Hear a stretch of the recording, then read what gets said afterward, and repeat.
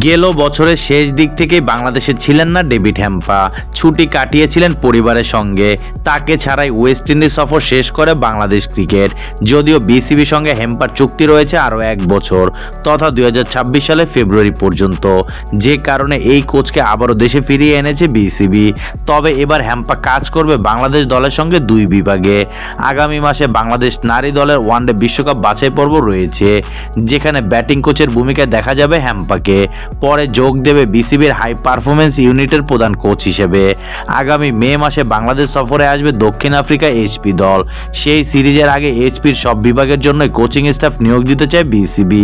সেক্ষেত্রে আলোচনা এইচপির batting coach কে হবেন। আলোচনায় রয়েছে দেশি কয়েকজন কোচ। তাদের মধ্যে জোর গুঞ্জন রয়েছে হান্নান সরকার এবং রাজেন সালিকে নিয়ে। এই 2 সাবেকের মধ্যে একজনকেই দেখা যাবে ব্যাটিং কোচের দায়িত্বে। অতীতে এইচপির হয়ে দায়িত্ব পালন করেছে 2 জনই।